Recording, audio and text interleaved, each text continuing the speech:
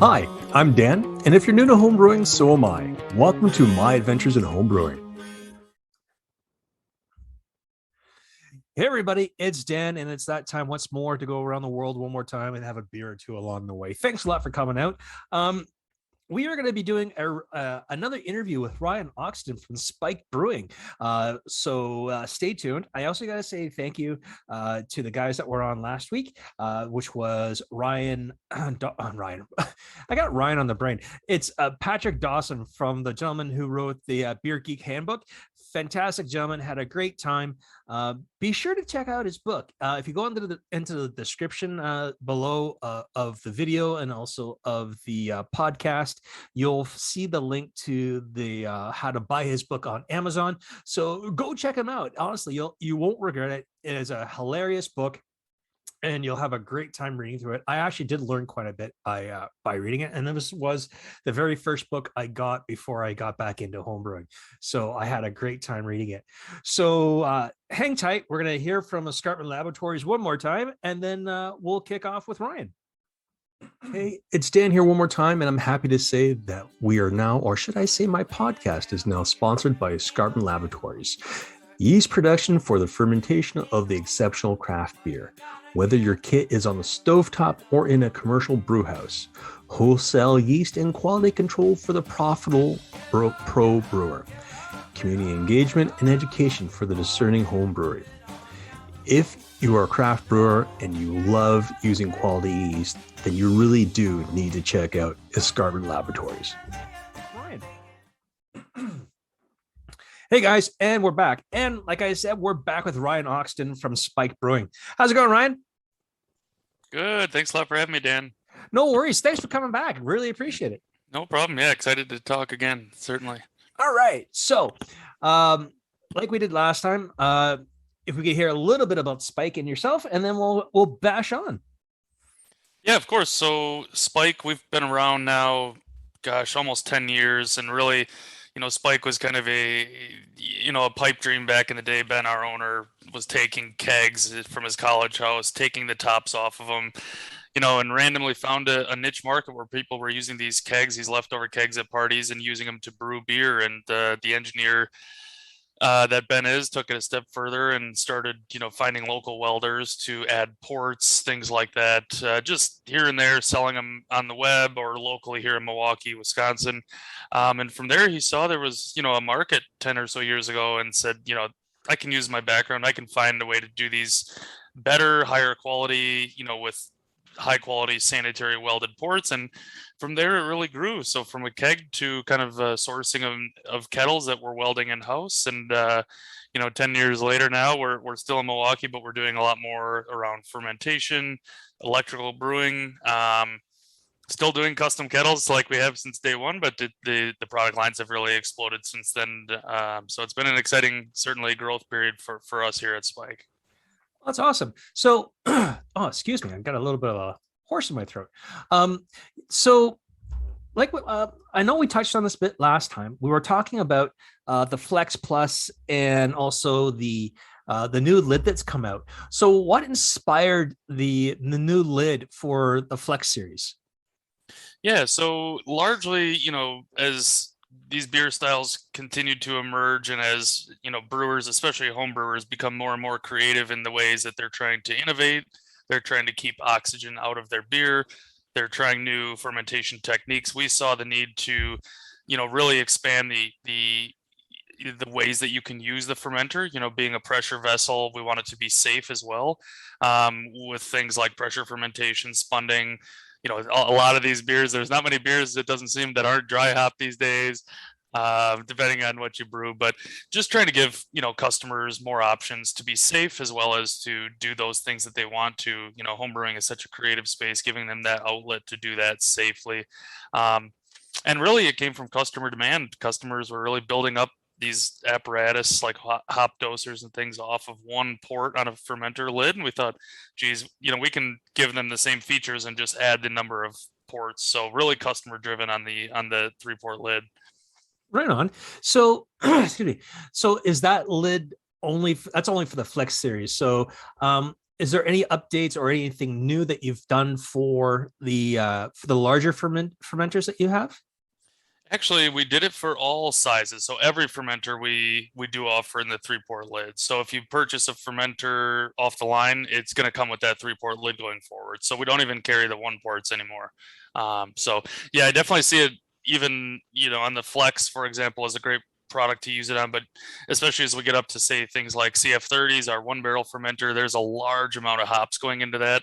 So Mhm. having that extra port really gives you the opportunity to get the hops in quickly without implementing a lot of oxygen into that fermenter. And so we're seeing various uses of these 3 port lids on all sizes of fermenters.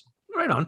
So, excuse me. Something I did see, and I think I forgot to ask last time, was with the brewing systems themselves. You have I think it's a condensation or a steam jacket or a lid that you can put on now to recover the water, or so it doesn't just go up and create a moisture bomb inside your room. Is that right?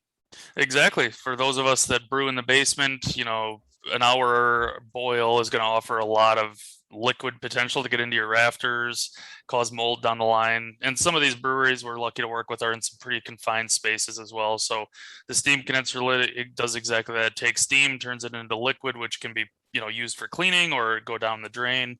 So it's been a really neat product line, especially for those brewing in the basement.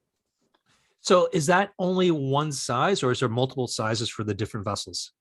Yep, multiple sizes. So every size kettle, we have 5 different sizes of kettles, 6 with the nano. We have one to fit each individual size kettle. Right on. What have you been noticing that has been one of the more popular, I guess, other systems or fermenters that you guys have been noticing that homebrewers have a tendency to gravitate to? Yeah, I mean, I always preach, when we're lucky enough to go to trade shows and things, the fermenters have really been a great product line for us. Carboys, are a good entry position for homebrewers, but beer is made or broken in the fermenter. So being able to keep oxygen out, being able to add pressure to your beer, you know, if we look at, say, a hazy IPA, the second we introduce oxygen into that vessel, those hops and the beer itself, the potential for oxidization is so high. Um, so I think the conical line has always been just a continual growth, area for us. I think the single vessel electric system has been a great way for people to get into electric brewing at a nice price point, a small scale. And Mhm. so the Solo, I think we released that about a year and a half ago, has been a great product for us as well. Right on. So honestly, because I am an all-in-one electric brewer, I'd like to hear more about your solo because to be honest, I don't know much about it other than it's an all-in-one system. So I'd like to know what if it's comparable to or a little better than, say, like maybe a Robo Brew or Brazilo or a Mash and Boil or even a Grain Father. Sure, yeah. So it's basically, our standard kettles. We make them in 10, 15, and 20 gallon kettles, same, welded kettle.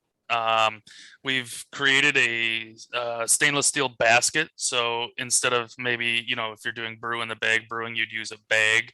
In this case, a steel basket holds your grains. Similar to standard brew in the bag setups, no sparge system. Um, Really quick, easy brew day, easy to clean up. Fully electric. You can buy one in either 120 volt or 240 volt. 240 volts will, of course, heat quicker. 120 for those of us that are brewing, say, in an apartment or in the kitchen. So, really neat system, made to be easy. I think the learning curve is pretty light, that you can jump in, you can dial in your numbers, dial in your recipes and brew days, half the time of, say, a 3 vessel system. Your efficiency might not be what you would get on your standard Herm system or something along those lines, but it's a really fun brewing experience, and a great space saver as well. Is that still using the same kind of panel you would on, say, like your three-vessel Herm system? Yep, it's basically the same, made by the same company, our friends at Electric Brewing Supply, but just taken in half. Instead of 2 pumps, there's one. Instead of 2 heating elements, there's one. So really simple 3 switches, but hold your temperature right where you want it for the entire mash and get your boil rolling right away. So Okay. So now one thing I do know about the three vessel systems, there's like their herms and there's a rims. Do you sell both, or do you just tend to just focus on the herm system? Yep, we just do the Herms. I think years ago, I think we've had the electric systems out for 4 or 5 years now.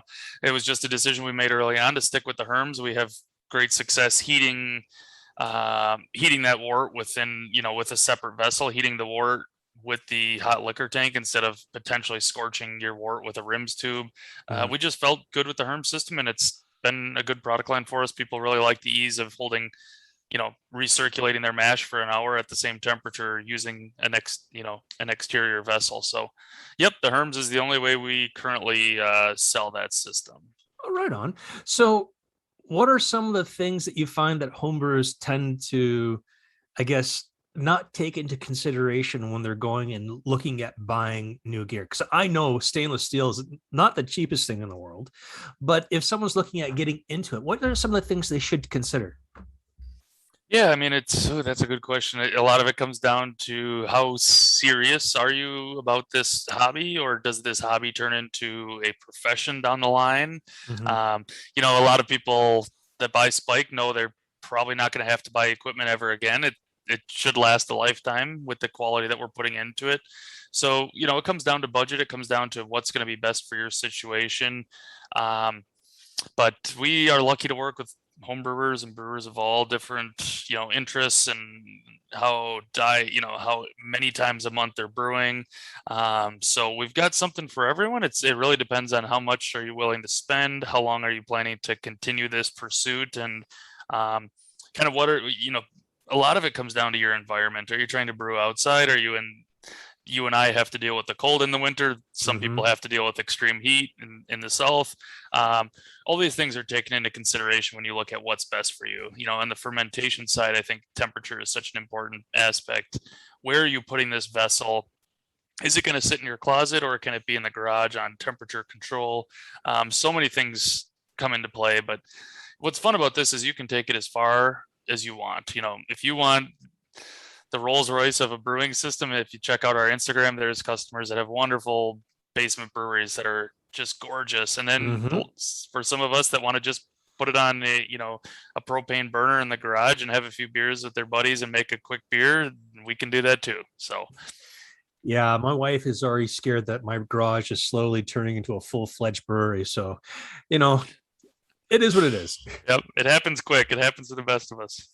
Oh yeah. So, is there any, I mean, I know with all the fermenters, you have the option for your temperature control package, which is the coil, I believe, the penguin chiller, the pumps, and everything else. Um, is there is there any way for people just to say if they already have what like a cooling system they want? Is there any way for them just to get, say, like a glycol chiller or a chiller and the coils separately? Absolutely. We basically everything we sell at Spike is a la carte. So if you have, say, a controller already, we can offer a jacket. We can offer the temperature coil we weld in house. We talk about Penguin, a great partner of ours. You can really use a cold water reservoir as well to get started. The best of the best is going to be a glycol chiller, but Mhm. all the parts of the heating and cooling system are meant to be interchangeable. So absolutely, we can. If you're only looking for heating, that's an easy solution. If you're looking for cooling, it's a bit more intense, but definitely that is absolutely my biggest kind of recommendation is to make sure your beer can hold its temp in the fermenter is going to really take your beer to a new level. So Okay. So, are there, I know we kind of talked about this beforehand, and because you said that there's you're constantly doing updates, upgrades to things, and I don't think there's anything out there right now. But what would you like to see upgraded on any of the kit? yeah, I mean, so our engineering team is always busy, always working. And a lot of what we're doing is both looking towards the future, of course, based on customer demand. What do the customers need next? What can be improved on in the market? How can we make it easier for new brewers to get into the space? I think that's one of the biggest pushes Hmm. for the company is how do we make this a little less daunting? It's a really fun hobby, but it can be difficult, and it can be a lot of learning. There can be a lot of learning involved. So I think as we look forward, there's always constant innovation on products that are already in our portfolio. How can we make them just a tick better, or how could we make things a little bit easier? Um, for me, it's, looking at, I feel like we have quite a portfolio. There aren't many customers that reach out that we can't find something that works well for them. So, in the future, we've been lucky to work with so many nano breweries. I think they're looking for different items. When you're making a barrel of beer at a time, you're also making coffee, you're making food in the same building. I'm not sure where, the future goes from here, but for me, I'm most excited about getting those people who've never made a beer in their life into this space. Okay. But the engineering team is always busy. There's a lot going on, and hopefully we're able to kind of announce some of the fun stuff coming in the future here shortly. So I do have one suggestion on on the Flex Plus. You have the 1.5 tri-clamp port that you put the thermal well. You should have another one offset from it where you can actually put your carb stone. That way you have everything there, and then your ports up top can be left for other stuff. That is a good idea. That is certainly a good idea. So what I would recommend is using, so you've got your thermal well, say off to the left port. You could use the racking port or the drain port, that bottom right port. You could throw your carb stone on there. So it's always submerged in beer. I wouldn't recommend putting it on the lid. I definitely make sure that carb stone is always touching beer. Yeah. And that's great. Yeah. But people have always asked, can we add some more ports onto the Flex? And it's like, we're going to run out of space here. This is only a 2.5 to 5 gallon batch vessel. So yeah, exactly. Pretty soon it's going to look like a porcupine, but that is, the more ports, the better. Yeah, that's a thing. I mean, there's so many different ways to skin a cat, and there are so many different options out there. But what I have found is that Spike has had the best track record out of anything that I've been looking at. And before I went and pulled the trigger on getting the actual Flex Plus, I actually was weighing out between Flex and say a Spike fermenter. And I'm just like, just for the easy use and everything else, Spike has got it hands down. So kudos to you guys. You guys make phenomenal products. I'm really happy with the Flex Plus that I have. I'm probably going to be upgrading to the 3-port lid very soon, because I guess when I got mine, it hadn't, which was this past February, they hadn't been sent out with the 3-port lid yet. So I have to get the 3-port lid. So, because I want to get a dry hopper for the top port. So we'll see what happens. Yeah, good idea. The 3-port lid is really, really convenient. Certainly would love to see it with the 3-port lid. And especially if you're doing dry hopping, things along, various different processes, just gives you the peace of mind that you've got enough ports to work with.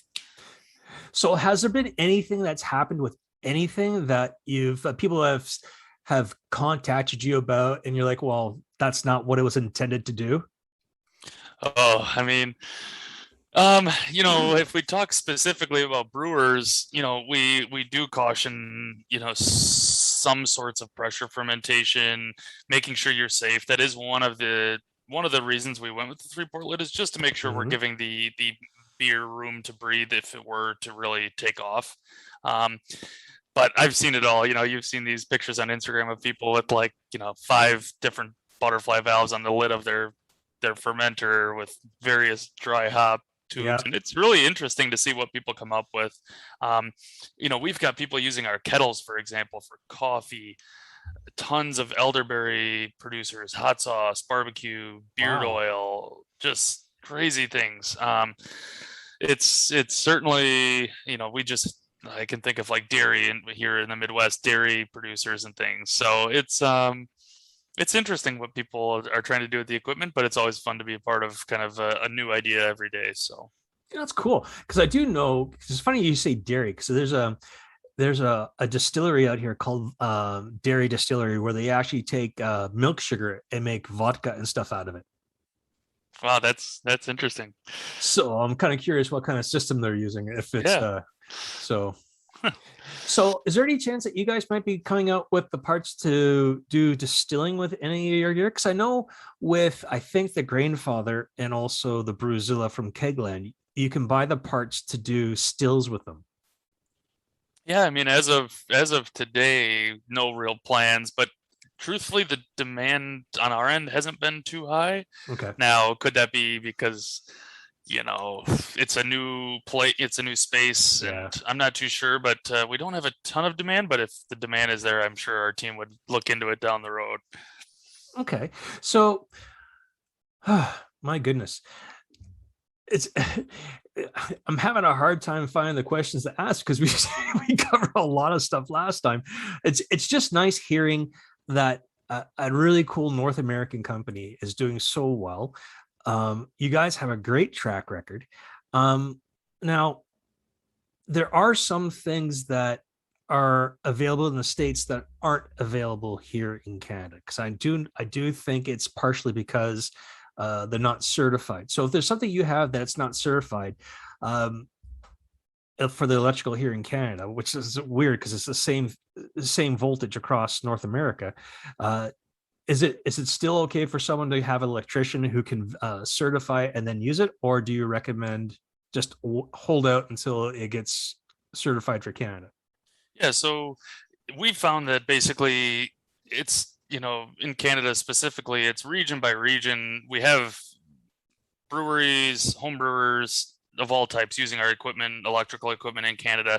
It's not something we're shying away from. It's certainly great to check in with your local electrician. Here, we have the exact specs of everything that we can give, and we're lucky to work with hundreds of brewers in Canada. So, we've teamed up with Toronto Brewing in Canada as our chief retailer. They do an impeccable job shipping across the country, and then we largely work directly with breweries, for example, on the nano side. So we absolutely can work with Canada, and we love to. It's we've got a pretty good system down for shipping north, and luckily we're just over the border, so shipping's not too bad either. So no, we absolutely love working with those in Canada. So That's awesome, because I think I mentioned last time is that down in Kingston, there's the Kingston Brewery, and they went from the old copper system to a full-fledged electric spike system.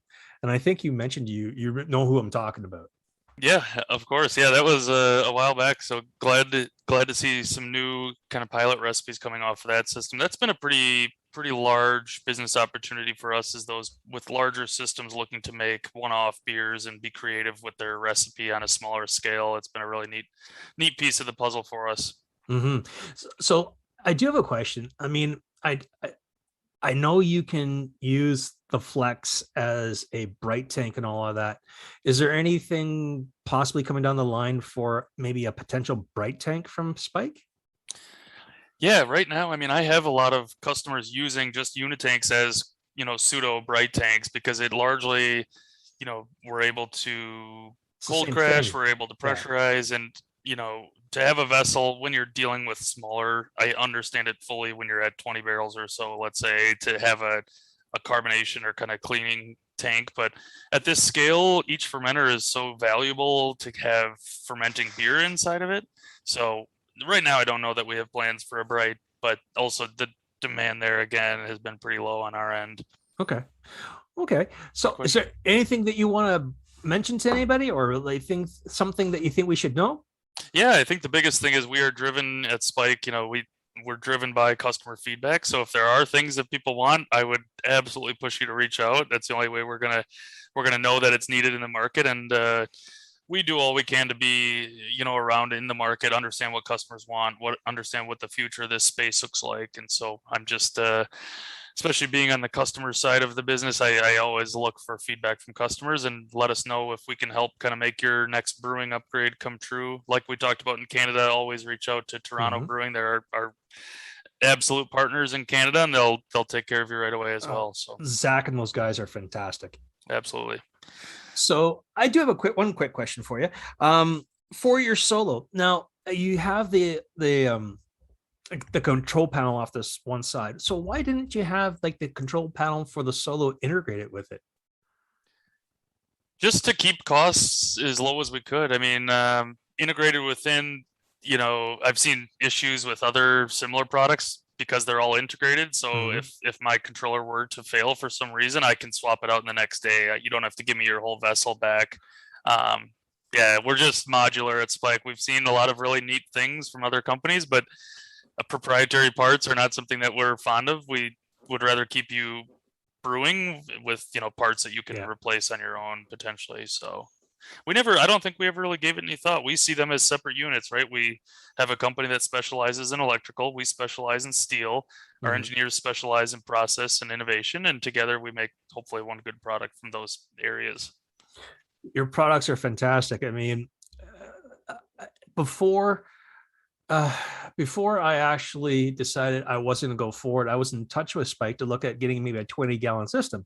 But I was like, all right, I have the cash. I'm going to pull the pin on it. And then it's just like, well, I have to rewire it from my garage to my panel. And I didn't have the cash to string the wiring. I'm like, so it's going to have to wait. But eventually that is something I'm going to work towards. Yeah, I was reluctant as well, but being able to brew on our few breweries here at work, the electric is a time saver, and you're never going to run out of electricity in the middle of a brew day like you can with propane. But it's certainly, there's a cost to think about. Oh yeah, I mean, between the wiring, the circuit, the electrician, and I was like, eventually it'll happen. It'll happen eventually. But I think we covered pretty much everything we did last time. Is there anything else you want to say or do? No, I really appreciate it, and certainly look forward to coming back when we've got some new products coming down the line. I'd love to share them here first. So be a busy next 18 months, I'll tell you that, and excited to continue trying to grow the homebrewing space together if we can. Get more brewers in the space is my push, and it seems like a lot of new brewers coming in over the last year, which is great. Oh yeah, this year has been fantastic for homebrewers. I have seen a lot more people come into the community, which is fantastic. Yeah, so I'm going to say thanks to Ryan for being on the show. If you guys need any information, these are the guys to talk to for stainless steel equipment. Honestly, they are fantastic. They're timely, and they are more than helpful to help you find the right system that fits your needs. By far, at least I find they're the most proactive guys. If you reach out to them on Instagram or through their website, by far, customer service is second to none. Guys, go check these guys out. Spike Brewing Equipment, and also spikebrewing.com. You can find them on Instagram. They are fantastic. Ryan, thank you so much for being on the show. And we'll have to stay in touch because I might want to pick your brain on some stuff. Yeah, I'd love to. Reach out anytime, and I certainly appreciate you having us on, Dan. Okay. So thanks a lot to Ryan. And guys, this is Dan. Thanks a lot for coming along for a beer or two along the way, and I'll see you on the other side. Okay. Hang tight, Ryan.